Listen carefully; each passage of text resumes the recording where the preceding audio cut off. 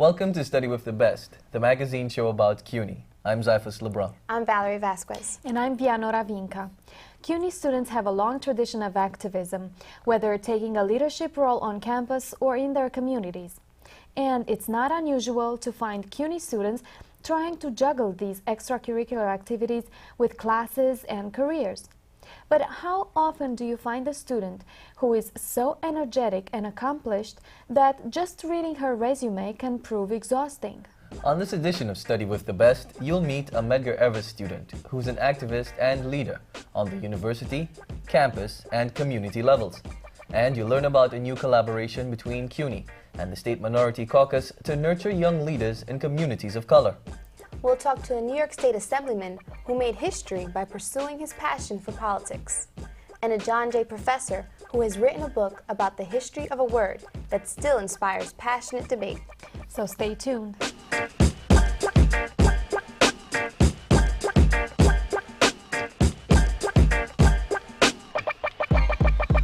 If you looked up the word activist in the dictionary, the definition might say Agnes Abraham. A native of the Caribbean island of Dominica, Abraham wasted no time getting involved when she came to Medgar Evers College. Not only is she studying public administration full-time, she's also president of the school's student government, chair of the University Student Senate, and serves on the CUNY Board of Trustees. And that's not all. She's also active in her community and is doing an internship at the United Nations. While most mortals would be exhausted by such a schedule, Abraham takes it all in stride because she believes activism is the key to access.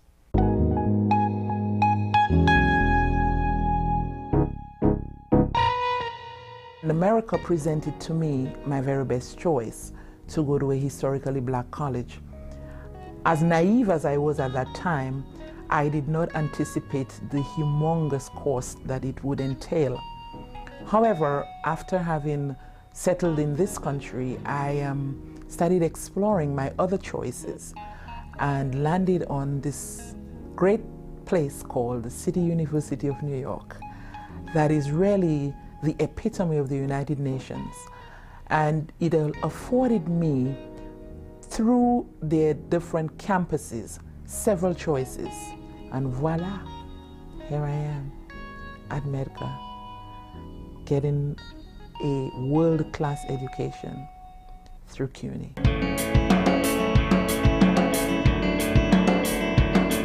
When I went into the school for the very first time, I knew there was something so different about Medgar.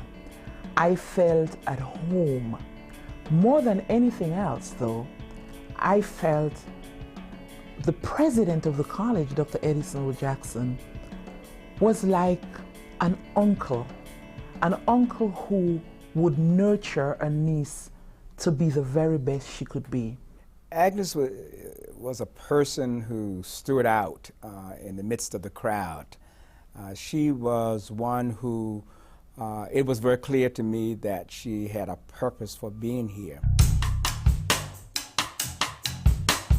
It's about service. How can I do things better?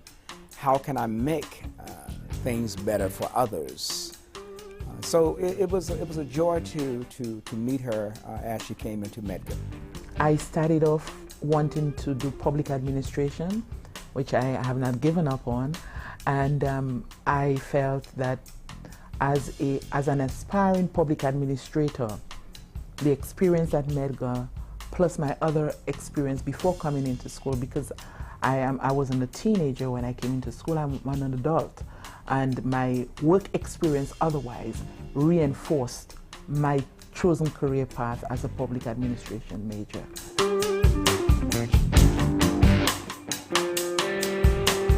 Well, the University Student Senate was founded in 1972, and the architect of that, or I would call him, he was the Renaissance man behind this project, is our very own Vice Chancellor J. Hershenson, who, along with his colleagues, felt that the university was missing something, student involvement, i.e. through the Board of Trustees or through different delegates from the different colleges. and it's evolved into what it is now, the policy-making body for all of the student governments within the university. So the University Student Senate really is the voice that brings one message to the board from all of the students.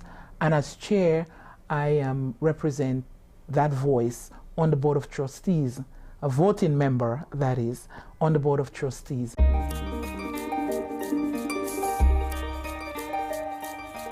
Somewhere in the back of my head, I'll probably go to law school. Agnes can be anything that she wants to be. And I'm never leaving CUNY, so I'll be a professor at CUNY at some point in my life. I think being a professor here at Medgar Evers is just simply a waylay station for Agnes. I don't know where Agnes may finally end up. She could become president of Medgar Evers or some other place. So I'm delighted and honored that Agnes is a student here at Medgar Evers, and she does us proud all the time. Where else could a young woman come from Dominica, come to the United States, be an employee, be a student, be a volunteer in so many different groups, maintain an excellent GPA, and still be chair of USS, and have a voice? Nowhere else but CUNY. Even though your cost to attend CUNY is low, the university still offers a full range of financial aid opportunities. Over 70% of CUNY's full-time undergraduate students receive some sort of financial aid. For information on financial aid, call 1-800-CUNY-YES or visit our website at cuny.edu.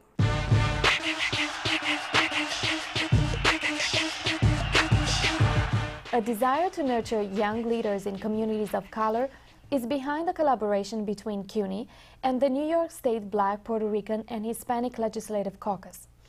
The Caucus CUNY Scholars Program is a spin-off of an existing program that partners students with lawmakers in Albany. The new initiative takes into consideration that not every student can afford the Albany experience. Instead, the participant is placed in the representative's community office. As part of the staff, students get to hone their political and people skills.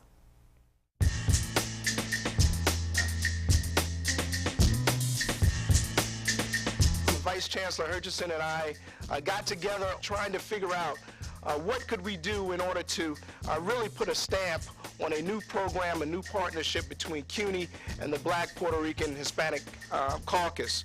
CUNY has always had a history and tradition of really building progressive academic leaders, and we wanted to join that with the caucus and come up with a internship scholars program to really begin to mold the next generation of leaders.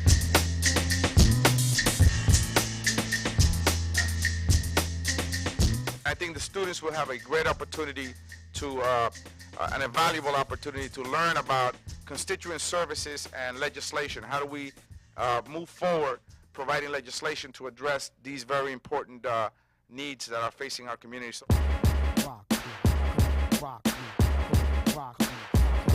Well, we have a minimum grade point average requirement of 3.0 with a minimal completion of 60 academic credits in order to participate. We take students from all academic majors. Primarily, though, the students who enroll in this program are political science majors. Students receive a $1,000 stipend for their participation in the program, as well as some other benefits, which are primarily academic benefits. The most important is the opportunity to work as a group in drafting a legislative resolution that will ultimately, we hope, be introduced and adopted in both houses of the New York State Legislature towards the end of the legislative session this year.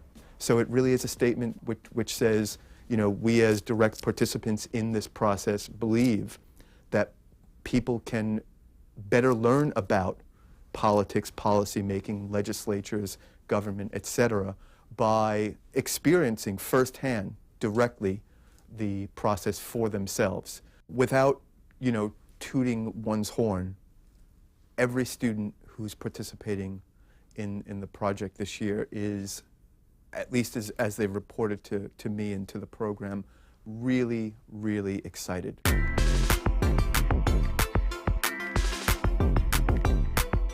It's very interesting because I've learned that because I'm not a political science major, I'm a history major, but I've learned that the state representatives, they have a lot of responsibilities. A lot of the work in the community has to be done with the constituents, so it's a big burden falls upon the office staff, the legislative assistants and so on, who try to solve their constituents' problems by trying to find them job training, by trying to assist them with their landlord problems, intervening in that respect. The students who are the main constituents for this program seem to be pleased. They seem very happy. They're participating very eagerly and energetically. So I don't, at this point, see a need for change except for expansion. Let's get more people to do this program and thus have more CUNY students become knowledgeable about the process by being participants within it.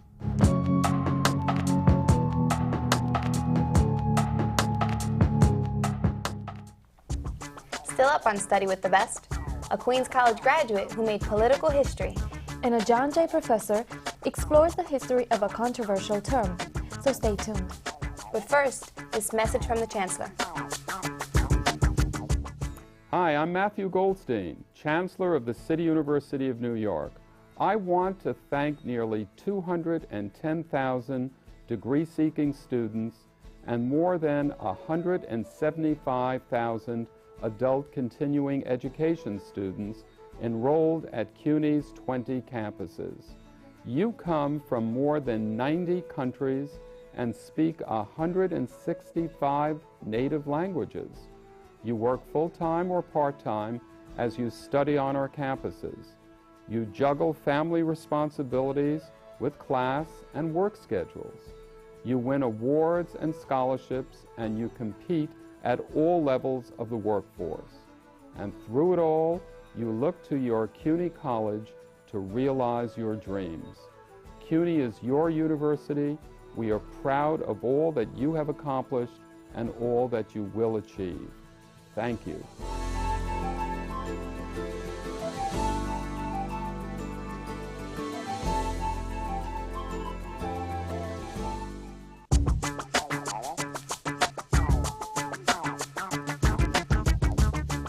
New York State Assemblyman Adriano Espaillat inherited his passion for politics. He comes from a family of prominent politicians in the Dominican Republic. In fact, nearly every city in the Dominican Republic has a street named for an Espaillat. There's even a province that bears the name. In 1996, Adriano Espaillat became the first Dominican American elected to a state assembly in the U.S. He represents Upper Manhattan and is currently chair of the Black, Puerto Rican, and Hispanic Legislative Caucus. For the Queens College graduate, it's a natural. After all, he has politics in his blood.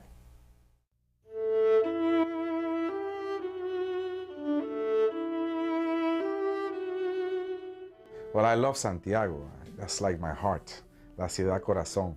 But I was a quiet kid, believe it or not. I was a quiet kid, so like withdrawn a little bit in Santiago. But I love the town. I have never been able to get that town out of my heart.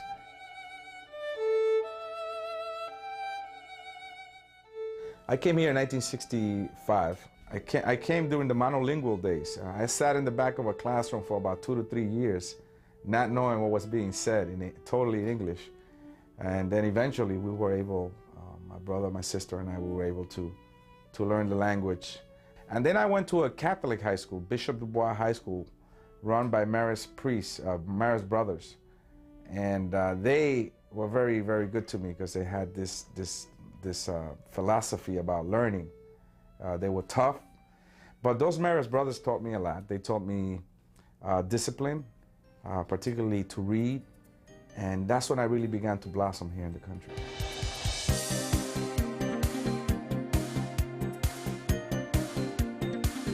Coming to New York City in the 60s, right in the middle of the civil rights movement and the war, the Vietnam War.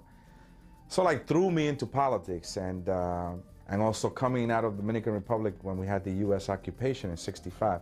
That was really, I felt, an intrusion in our process, in our quest to gain democracy. I feel so strong about that even today, even until now, I've never gone into the Intrepid, because that was the ship that showed up in our coast and invaded our country. My kids have never gone to the Intrepid, and I have never, nor will I ever step in that ship.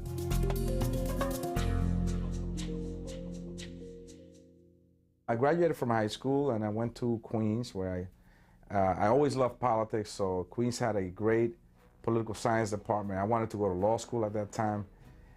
They had the great Michael Harrington, who was during those days was really somebody that renowned. He wrote this book, The Other America, which is sort of like a blueprint for the Kennedy administration to fight poverty across the United States. Alan Hevesy, who's the current controller of the state of New York, was my professor there. He taught me state and local government. So we really had an excellent political science department. And I think that's where I got into political science as a science. And I think it led me to elected office.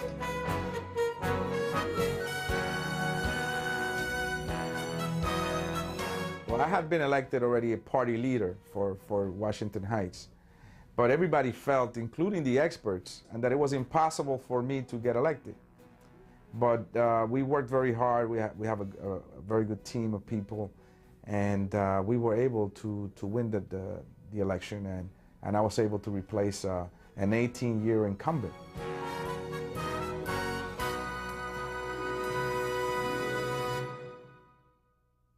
Well, I've been re-elected 4 times now. I'm on my 8th year. I work 6 days a week, and I find myself more and more working Sundays as well. So, and even when I walk the streets in my neighborhood with my family, I get stopped by constituents that have problems. So I see myself as a fighter. I don't like to be behind the desk. I don't like to be in my office. I like to be out there with some of the folks that I represent. And when I saw that the state was going to triple the tuition rates for undocumented students in SUNY and CUNY, I fought and made sure the governor enacted into law a piece of legislation that I introduced that exempted undocumented students that can prove that they went to high school or that they got their GED in New York State. For me in particular, this is also a very emotional moment, because I am also a CUNY graduate, a Queens College graduate, and an immigrant also. So, not only an immigrant, but I was also undocumented when I came to this country. And I remember still, even though as a little kid, the fears and the obstacles that immigrants face. And I think that we guarantee that no matter how difficult the times, that we will continue to be a city of immigrants and a nation of immigrants, and that the doors will be open for all of our students. It's now the law of New York State.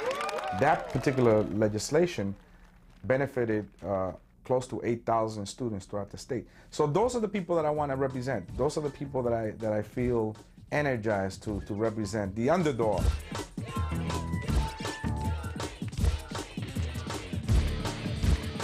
I just want to be remembered as somebody that had the energy and the attitude to kick down doors and open doors for other people.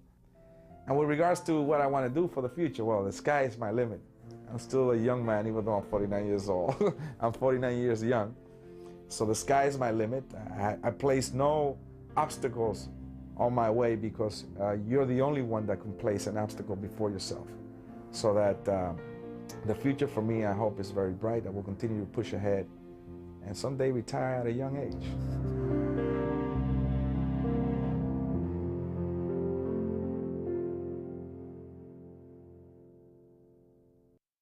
CUNY offers a range of educational options, whether you're interested in a senior college or a community college, a certificate program, or a graduate degree. You should contact CUNY's Office of Admissions Services at 1-800-CUNY-YES or visit our website, cuny.edu.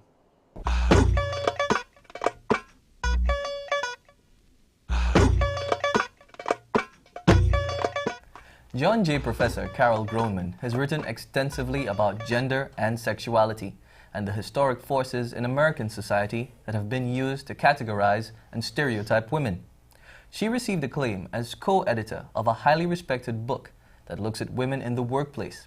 For her recent book, Groneman researched American law, medicine, and popular culture to trace the origin and evolution of a term that even today has an impact on how women are viewed.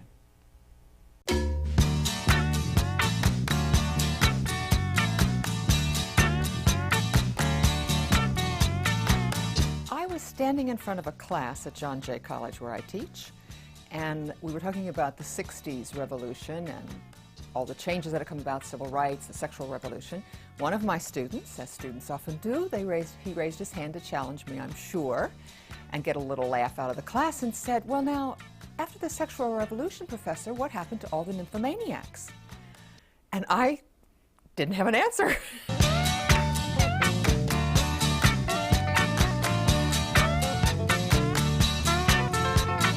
So I thought, well now, that's a really interesting question. What is a nymphomaniac, I thought? And then I thought, well, this is such an interesting topic. Obviously, people have written a lot about it.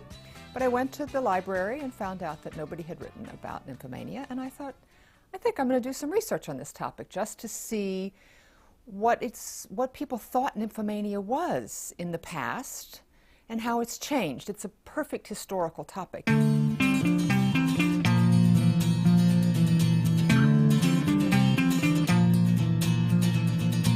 In the 19th century, it was thought to be a medical disease, and women were treated for it in various ways that are pretty awful to think about now, like gynecological surgery.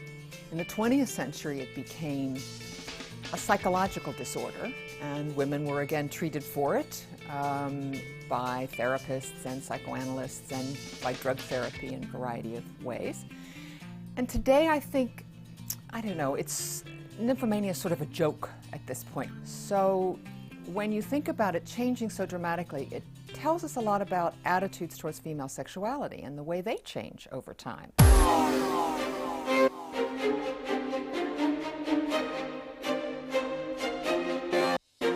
The reasons why this attitude toward female sexuality changes is very complicated. It's not a simple oppression of women issue because, let's face it, women were oppressed for centuries before. Historians have suggested a variety of reasons. The growth of the middle class, the idea that the middle class had of itself as being different from, in Europe, the aristocracy, which was thought to be completely decadent, and the lower classes, which were thought to be loose and lascivious. So the middle class set itself up as having a different sort of moral code, and that moral code included this kind of domestic idea that women would be the sort of angel in the house. She would direct the household.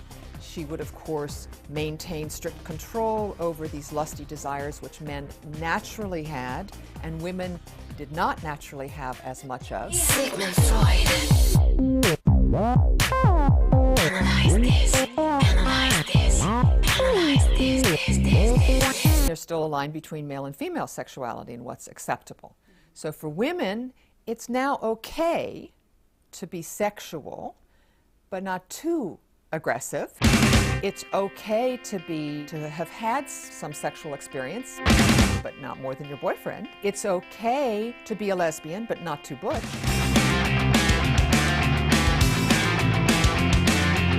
It's if you have this product, if you wear this kind of outfit, if you dress in this kind of way, you will have the best sex life in the world, or whatever, right? The best boyfriend.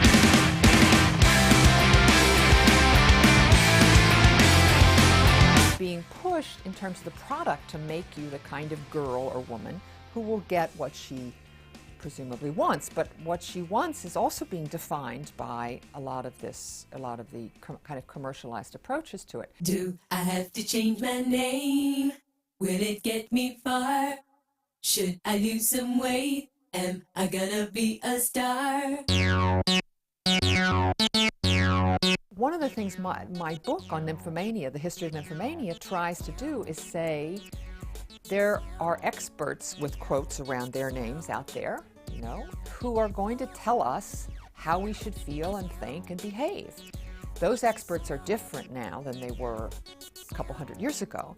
But if we look at the way experts have given us these messages over the years, maybe we can step back and think, you know, is this who I am? Is this my message, or is this the message from the culture which is now being pounded in me? And do I really want to believe this? It so clearly reflects what the culture tries to, promote at the moment.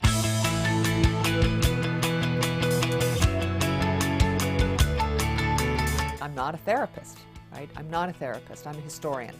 And what I'm trying to do is look at why women got labeled as nymphomaniacs, what that tells us about the culture, how it can help us understand our culture today.